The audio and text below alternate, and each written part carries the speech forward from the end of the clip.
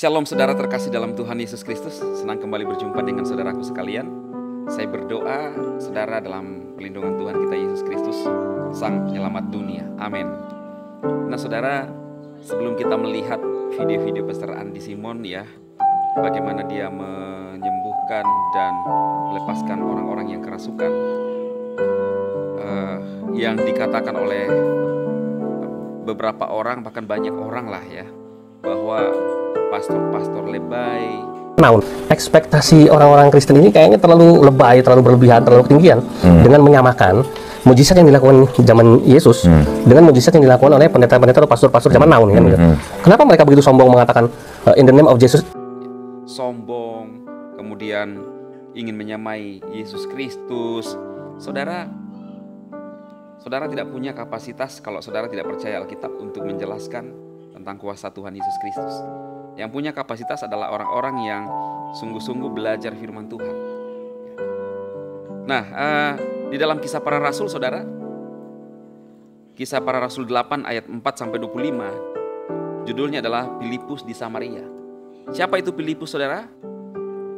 Kalau orang yang tidak mengerti tentang perjanjian baru, maka tidak akan mengerti siapa itu Filipus. Ya.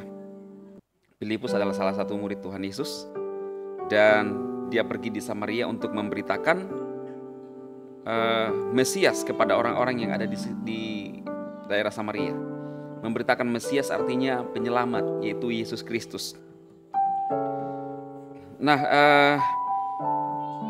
di sana pelayanan Filipus, ketika orang banyak mendengar pemberitaan Filipus dan melihat tanda-tanda yang diadakannya, mereka semua dengan bulat hati menerima yang diberitakannya itu. Sebab dari banyak orang yang kerasukan roh jahat, keluarlah roh-roh itu sambil berseru dengan suara keras. Dan banyak juga orang yang lumpuh dan orang timpang yang disembuhkan. Maka sangatlah besar sukacita dalam kota itu.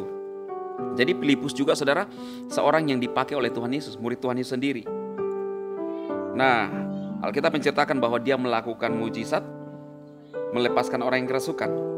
Dan lihat ayat 9, seorang yang bernama Simon telah sejak dahulu melakukan sihir di kota itu dan mentakjubkan rakyat Samaria, serta berlagak seolah-olah ia seorang yang sangat penting. Semua orang besar kecil mengikuti dia dan berkata, orang ini adalah kuasa Allah yang besar, terkenal sebagai kuasa besar. Ya. Siapa itu Simon? Simon ahli sihir. Bukan Simon Petrus, bukan Simon yang murid Tuhan Yesus saudara ya, dibedakan. Jadi namanya sama ya. Kemudian yang paling lucunya ada seorang dulu yang mengaku pendeta, waktu membahas ini lalu menyamakan apa yang dilakukan Simon di dalam Kisah Para Rasul ini sama dilakukan oleh Pastor Andi Simon, karena kebetulan sama namanya juga saudara. Lalu mencoba mencocok-cocokkan, ya ini keterlaluan. Nah, dikenal Alkitab menceritakan bahwa orang besar kecil selalu mengikuti dia, bahwa dia ini adalah berasal daripada Tuhan, kuasa Allah. Boleh dikata disembahlah saudara ya. Orang kagum dan takjub kepada Simon ini. Tetapi ketika Filipus melakukan mujizat-mujizat yang ada di sana, maka di dalam ayat yang ke-13, Simon sendiri juga menjadi percaya dan sudah dibaptis. Ia senantiasa bersama-sama dengan Filipus dan takjub ketika ia melihat tanda-tanda dan mujizat-mujizat yang besar terjadi. Jadi saudara, siapakah yang bisa mengalahkan mujizat-mujizat yang berasal daripada Tuhan? Dan siapakah yang bisa membongkar mujizat-mujizat itu? Tidak ada.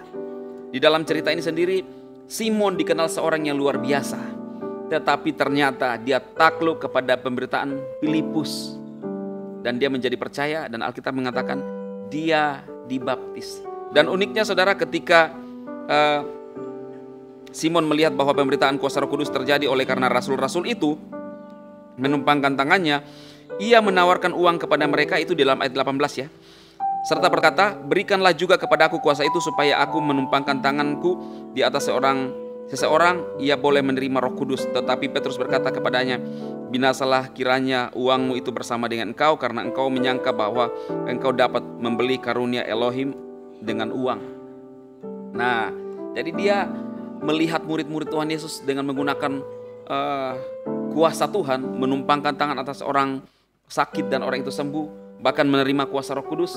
Lalu dia punya kerinduan juga, saya mau beli kuasa itu. Saudara, kuasa Tuhan tidak bisa dibeli. Karunia itu pemberian Tuhan kepada orang yang berkenan kepada Tuhan. Jadi kalau ada orang yang mau mencoba-coba, tidak bisa. Ya. Apalagi mau menggunakan supaya saudara bisa dapatkan keuntungan, dapat duit, ya, dengan menggunakan kuasa Elohim, tidak bisa. Di dalam Tuhan, di dalam Yesus tidak ada tipu-tipu, di dalam Yesus tidak ada kepalsuan. Murni kuasa besar, kuasa Elohim, kuasa yang dahsyat. Tidak ada kuasa yang lain yang bisa menyamai bahkan mengalahkan dia, saudara.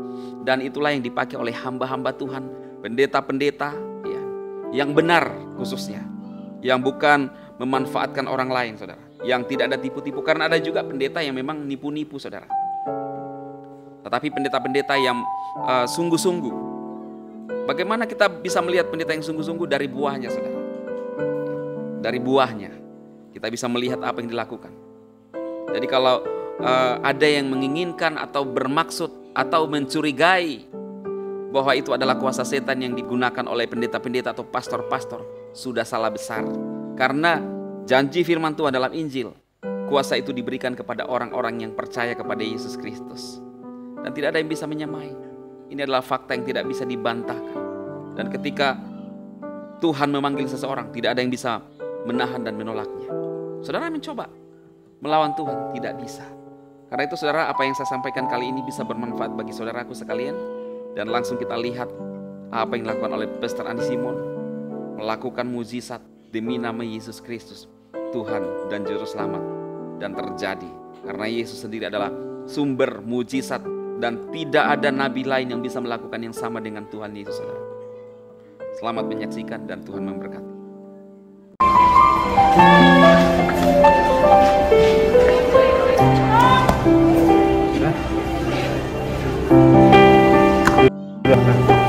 Di tempat aja.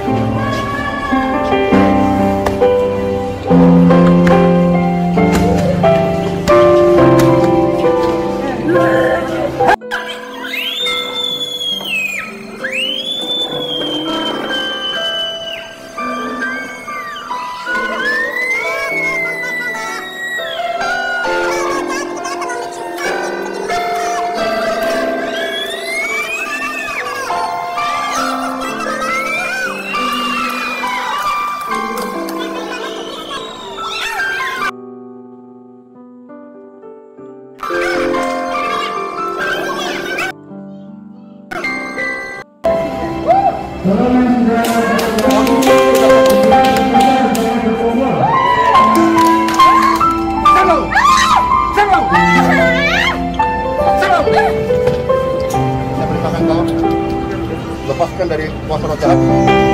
Jangan hari ini bulan tahun kamu.